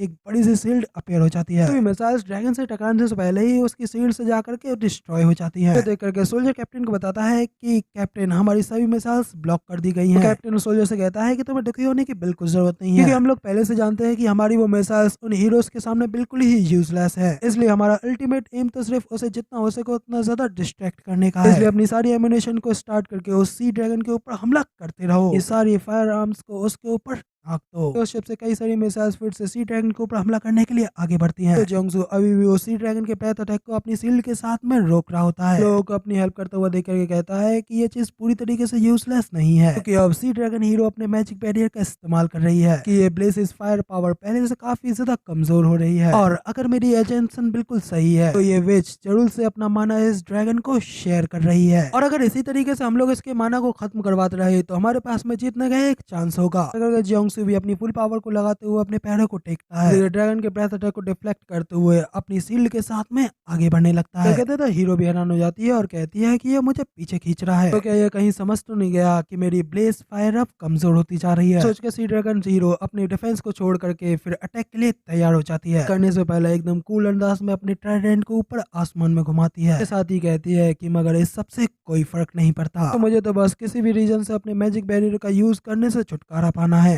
वो अपने माना के साथ में अपने ट्राइडेंट को फुल्ली हमले के लिए चार्ज करती है। करने के लिए खतरनाक स्टेंस लेते हुए स्पीयर ऑफ एटलस का इस्तेमाल करके से आ रहे उन लोगों के मिसाइल्स के ऊपर सीधा हमला कर देती है। कहता है कि सी ड्रैगन हीरो के ट्राइडेंट की पावर इतनी ज्यादा खतरनाक होती है, सारे उन सभी मिसाइल्स को दो टुकड़ों में बांटते हुए उन्हें डिस्ट्रॉय करते हुए आगे निकल जाता है, और सीधा उन सभी मिसाइल्स को डिस्ट्रॉय करने के बाद में जोंगसू की शील्ड की ओर आगे बढ़ने लगता है। हमारा हीरो जोंगसू एक तरफ यहाँ पर सी ड्रैगन के ब्रेथ अटैक को रोक रहा होता है, तो उसकी शील्ड के ऊपर वो ट्राइडेंट का भी हमला पहुंच जाता है। तो ऊपर उस ट्राइडेंट को टकराने से पहले ही सी ड्रैगन हीरो उसको कंट्रोल करते हुए उस ट्राइडेंट की डायरेक्शन को चेंज करते हुए ऊपर कर देती है। फिर जोंगसू भी हैरान रह जाता है और कहता है कि इसने तो इसकी डायरेक्शन को चेंज कर दिया। हीरो अपने स्पिरिचुअल माना के साथ में अपने उस ट्राइडेंट को तेजी से कंट्रोल करने लगती है, जिसे अपने उस ट्राइडेंट की डायरेक्शंस को चेंज करते हुए वहां पे इधर उधर घुमाने लगती है। और तभी हमें दिखाया जाता है कि उसके ट्राइडेंट की डायरेक्शंस को चेंज करने से की वजह से ट्राइडेंट की मदद से उनके शिप की सारी मशीनरी गन्स को डिस्ट्रॉय कर देती है, साथ ही उन सभी मशीनरीज को चलाने वाले उन सभी सोल्जर्स को भी खत्म करती जाती है। और इसी तरह सी ड्रैगन हीरो का वो ट्राइडेंट शिप पे लगी ज्यादातर मशीन गन्स को एक ही झटके में वहां पर डिस्ट्रॉय कर देती है। हीरो का वो ट्राइडेंट शिप पे काफी बड़ी डिस्ट्रक्शन को फैलाते हुए वहाँ पे कैप्टन के रूम में हमला करने के लिए जाने लगता है। वो सोल्जर जल्दी से कैप्टन को साइड में हटने के लिए जाते हुए उस ट्राइडेंट के सामने आकर के कैप्टन के लिए अपना सेक्रीफाइस दे देता है, कि वो ट्राइडेंट ठीक कैप्टन के सामने भी होता है। तो हमें एक चमक दिखाई जाती है और पता नहीं चलता है कि कैप्टन के साथ में क्या हुआ। सी ड्रैगन हीरो का वो ट्राइडेंट कैप्टन के रूम से खून के साथ में बाहर निकलता है, सीधा शिप के पीछे से घूम करके उसके ऊपर पीछे से हमला करने के लिए उसके ठीक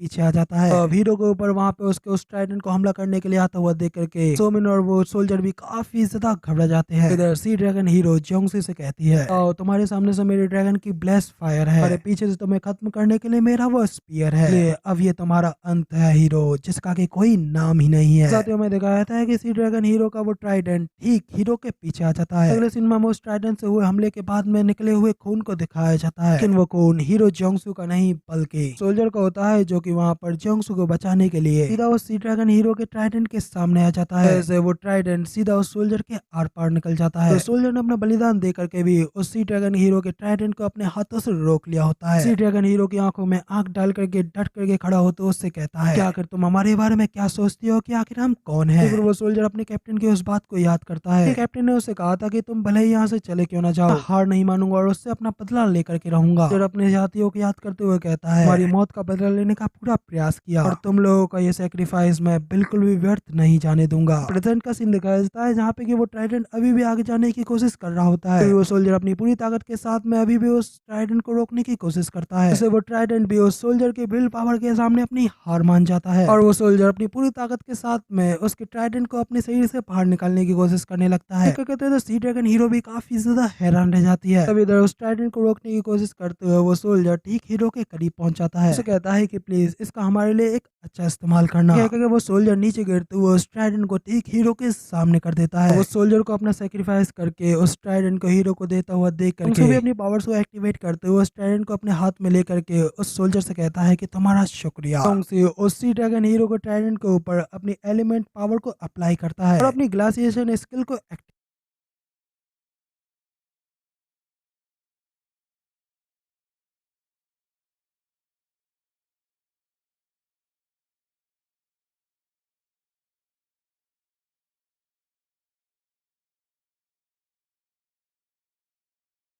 इस वक्त अब हमें सी ड्रैगन हीरो की स्टोरी के बारे में बताया जाता है, जहाँ पे कि हमें समुद्र के अंदर एक पानी के शहर को दिखाया जाता है, जहाँ पे कि हमारी सी ड्रैगन हीरो ट्रांसमिग्रेट हुई होती है और उस जगह का नाम होता है the world of sea dragon atlas. वहीं पे सभी लोग हैरानी से सी ड्रैगन हीरो को वहाँ पर देख रहे होते हैं और वहीं पर एक बंदा आते हुए सी ड्रैगन हीरो से कहता है क्या लगता है कि आप पहली बार एक इस तरीके के किंगडम को देख रही हैं। खैर आपका स्वागत है हमारी इस दुनिया में हीरो। आपको देख करके लगता है कि आप काफी ज्यादा शांत हैं। कोई नया इंसान पहली बार एक इस तरीके की जगह पे आता है तो वो काफी ज्यादा परेशान रह जाता है। आपने जरूर घर वापस जाने के तरीके के बारे में सुना होगा और ये भी उसके लिए आपके पास में क्या क्या रेस्पॉन्सिबिलिटीज है। ड्रैगन हीरो कहती है कि हाँ, मगर मुझे अभी भी लगता है कि मैं ये नहीं कर पाऊंगी क्योंकि मुझे इन सब चीजों का कोई आइडिया नहीं है। बंदा उससे कहता है कि समय रहते आपको इस सब की आदत लग जाएगी, लेकिन आज मैं यहाँ पर आपको कुछ देना चाहता हूँ। तो सी ड्रैगन हीरो भी उस बंदे को हैरानगी के साथ में देखती रह जाती है। वो बंदा अपने पास से एक ट्राइडेंट को निकालता है और उसे सी ड्रैगन हीरो को देते हुए कहता है कि ये स्पीयर हमारी जनरेशन टू जनरेशन हमें पास थ्रू होता रहा है और अब मैं इसको उस चूजन वन को दे रहा हूँ जो कि यहाँ पर हम सी ड्रैगन्स की हीरो बनने जा रही है। सी ड्रैगन हीरो भी उस स्पीयर को अपने हाथ में लेते हुए कहती है कि ये काफी भारी है। ना उससे कहता है कि इस स्पीयर को हाथ में लेना बेहद ही ज्यादा महत्वपूर्ण है, जिसका मतलब है कि अब आप हमारी हीरो हैं और हीरो मैं आपके लिए अपनी जान को भी सौंप सकता हूँ। तो क्या मैं अपना जीवन आपके हाथों में सौंप सकता हूँ? तो सी ड्रैगन हीरो भी उस ट्राइडेंट को अपने हाथ में उठाती है और उसे देखते हुए अपना सिर हाँ में हिला करके उनके लिए एग्री हो जाती है। पर वो बंदा भी सी ड्रैगन हीरो के सामने झुकते हुए उससे कहता है कि अब बहुत अच्छे से मैं आपका एक हम्बल सेवक हूँ सी ड्रैगन हीरो। न कह के वो अपनी ग्रेटिट्यूड के तौर पर सी ड्रैगन हीरो के हाथ को चूमता है और आगे उससे कहता है कि मैं आपको हमेशा प्रोटेक्ट करूंगा और आपके साथ मिलकर के उन सभी बाधाओं को दूर करूंगा कि आपके रास्ते में उस डीमन किंग को डिस्ट्रॉय करने में आएंगी।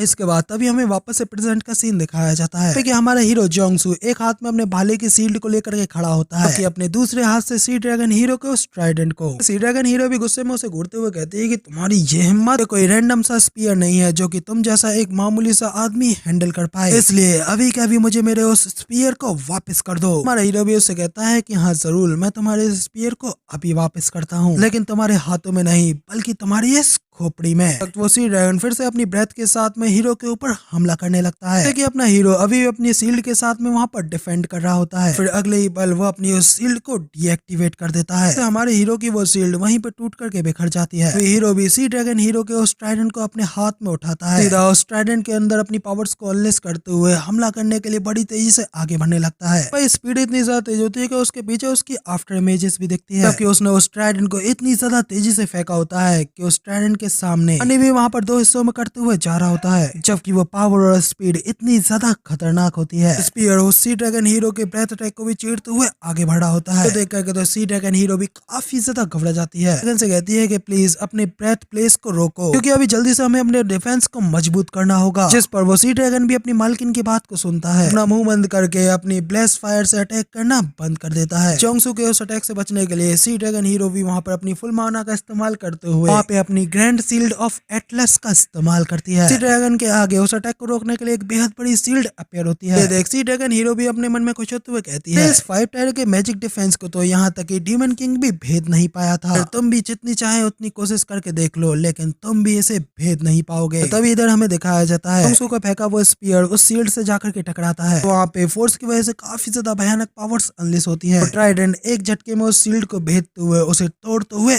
आगे बढ़ता जाता है। यहाँ पर बड़ी आसानी से 5वीं, 4थी और 3री शील्ड टूट जाती है। क्योंकि सी ड्रैगन हीरो भी घबराते हुए कहती है कि नहीं ये इम्पॉसिबल है। तो वो वहाँ पर जोंगसू को हैरानगी के साथ में देखती रह जाती है। हीरो का वह स्पीयर उसकी आखिरी शील्ड से जाकर के भी टकराता है, मगर उसकी वो आखिरी शील्ड के चटकने के साथ ही वो स्पीयर वहाँ पे रुक जाता है। देख करके तो वहाँ पे सी ड्रैगन हीरो भी एक चैन की सांस लेती है। थोड़ा खुश होते हुए कहती है कि ये रुक गया, आखिरकार मैंने सक्सेसफुली इसे रोक ही लिया। आखिरकार मैं फिर से अपनी सी ड्रैगन ब्लेस फायर को इस्तेमाल कर सकती हूँ। इतना कहते हुए जब वो वहाँ उस शिप की ओर देखने लगती है तो वहाँ पर उसे सोमिन और सोल्जर के अलावा और कोई नहीं दिखता। सी ड्रैगन हीरो फिर से घबराते हुए कहती है कि आखिर अब वो बंदा कहाँ गायब हो गया। जब वो अपने सी ड्रैगन के ऊपर से अपने सामने नीचे की ओर देखती है और उसे ठीक वहाँ पर अपने सामने जोंगसू दिखाई पड़ता है। वहाँ पर अपने नीचे के पानी को बर्फ में जमा करके उसके ठीक सामने अपने स्पीयर को लेकर के खड़ा होता है। देख सी ड्रैगन हीरो भी समझ जाती है और अपने मन में कहती है कि वो स्किल मेरे ड्रैगन की ब्लेस फायर को रोकने के लिए नहीं थी, कि ये तो यहाँ पर अपने आप को लाने के लिए अपना एक रास्ता बना रहा था। क्योंकि सी ड्रैगन हीरो काफी ज्यादा घबरा जाती है क्योंकि अब वो बुरी तरीके से यहाँ पर फंस चुकी होती है। हमारा हीरो जोंगसू भी अपना फाइनल ब्लो मारने के लिए वहाँ पर अपना स्टैंस लेकर के खड़ा होता है। साथ ही वो अपने उस स्पीयर के साथ में सी ड्रैगन हीरो के ऊपर एक इतनी ज्यादा खतरनाक स्लैश अटैक मारता है। में इतना ज्यादा बड़ी स्लैश अटैक निकलती है, यहाँ तक कि वहाँ पे सी ड्रैगन को भी दो हिस्सों में बांटते हुए उसके आर पार निकल गई होती है। भाई लोग आप लोग देख ही सकते हैं कि यार ये सी ड्रैगन कितना ही ज्यादा बड़ा होता है, भी कहीं गुना ज्यादा बड़ा होता है हमारे हीरो का वो किया हुआ अटैक। हमें उस सी ड्रैगन के ऊपर बैठे हुए सी ड्रैगन हीरो को भी दिखाया जाता है। वो ड्रैगन के ऊपर सवार होने की वजह से सोमिन के अटैक के ठीक बीच में आ गई होती है, वैसे उसके भी शरीर पर जोंगसू के उस अटैक की लाइन आ गई होती है। अपने उस आखिरी वक्त में भी सी ड्रैगन हीरो अपने उस ड्रैगन को सहलाती है, वहाँ पे उसे नीचे गिरते हुए अपनी गम भरी आंखों के साथ में उसे प्यार से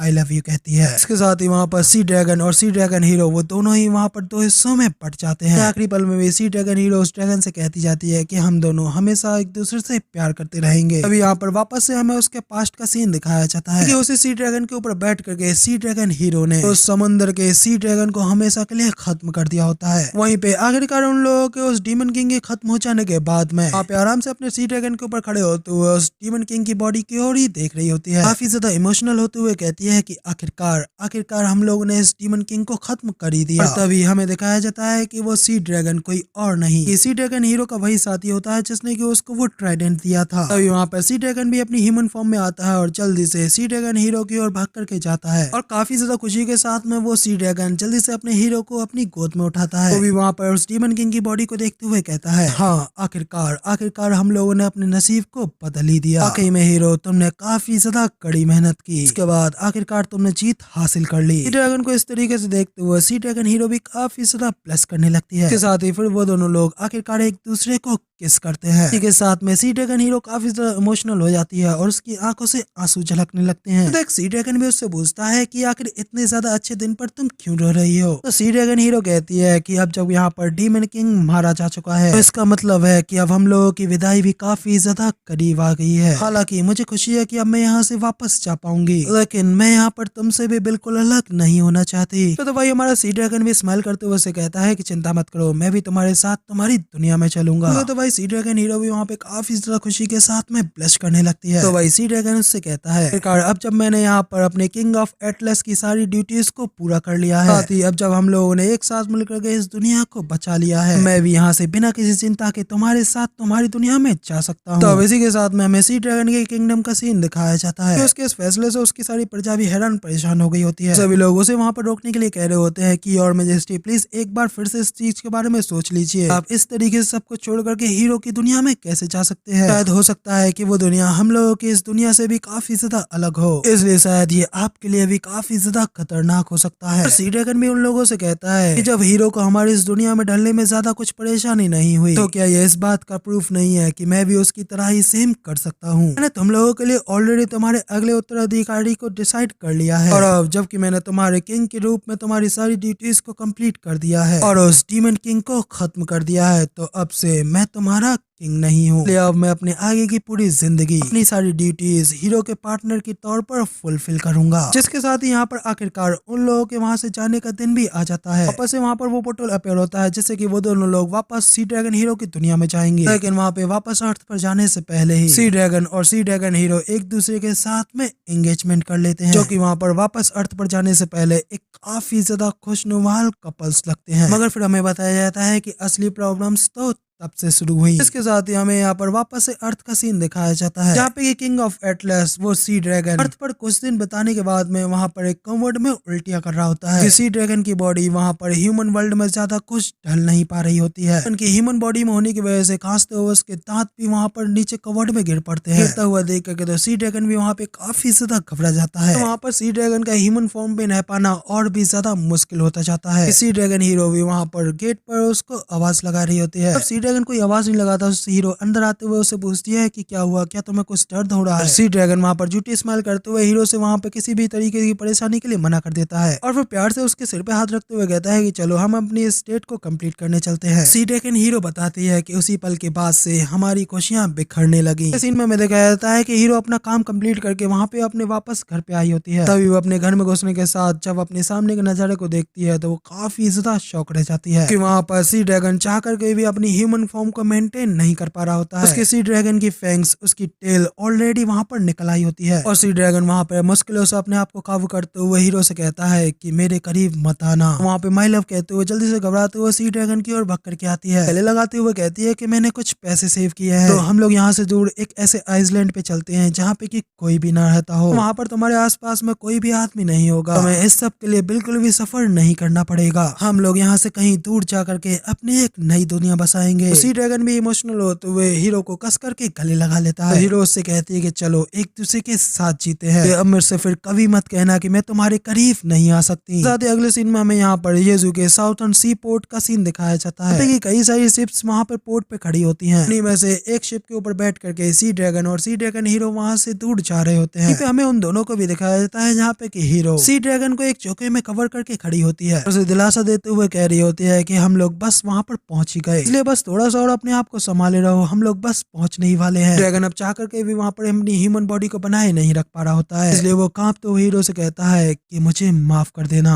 मगर अब मैं इस सब को कंट्रोल नहीं कर पा रहा। साथ ही वहाँ पर उस शिप के ऊपर एक जोरदार रोशनी फैलती है। सी ड्रैगन वापस से वहाँ पर अपनी सी ड्रैगन वाली बड़ी सी फॉर्म में आ चुका होता है। वो शिप भी वहाँ पर पूरी तरीके से तबाह हो गई होती है। सी ड्रैगन के हाथों शिप की तबाह होने की खबर वहाँ पर पूरी जगह पर फैल गई होती है। न्यूज चैनल भी वहाँ पर उस सभी ब्रेकिंग न्यूज को कवर कर रहे होते हैं, किस तरीके ने एक मॉन्स्टर ने एक शिप को तबाह कर दिया। वैसे स्वॉर्ड हीरो की मिन्सू की तरह ही गवर्नमेंट उन लोगों से भी डरने लगी। वैसे गवर्नमेंट ने उन लोगों को खत्म करने के लिए वहाँ पर अपनी कई सारी नेवी की शिप्स भेजी। ऐसे वहाँ पर सी ड्रैगन और सी ड्रैगन हीरो को भी विलन बनना पड़ा, इसलिए अपने आप को बचाने के लिए उन्होंने अपने ऊपर हमला करने वाले उन सभी शिप्स को तबाह कर डाला। सी ड्रैगन हीरो भी उस सब नजारे को देखते हुए कहती है कि मुझे कोई परवाह नहीं है कि मैं चाहे विलन ही क्यों ना बन जाऊं, जब तक तुम इस दुनिया में मेरे साथ हो तब तक मुझे किसी की कोई परवाह नहीं, क्योंकि अब मेरा समय है कि मैं तुम्हारे लिए यहाँ पर फाइट लड़ूं। जिसके साथ ही हमें यहाँ पर वापस से प्रेजेंट का सीन दिखाया जाता है कि हमें जमीन पर सी ड्रैगन हीरो के हाथ को दिखाया जाता है, वहीं पर उसकी साइड पर सी ड्रैगन की वो बड़ी सी बॉडी भी पड़ी होती है। सी ड्रैगन भी हीरो से कह रहा होता है मैं भी हमेशा तुम्हें प्यार करता रहूंगा, हम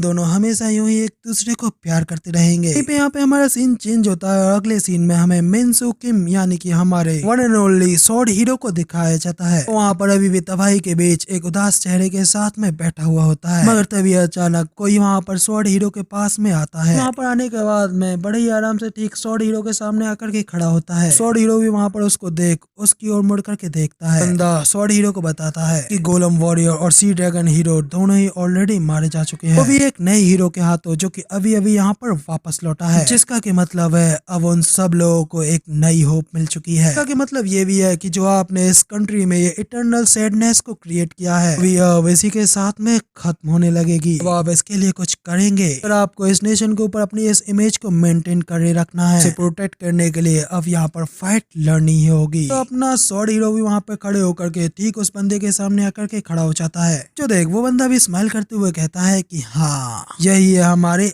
असली हीरो की पहचान। तो गाइस इसी के साथ में अब ये वाला एपिसोड हमारे यहाँ पे कंप्लीट होता है। अब आप लोगों को कमेंट करके मुझे जरूर से बताना है कि आप लोगों को हमारे ये वाला एपिसोड कैसा लगा।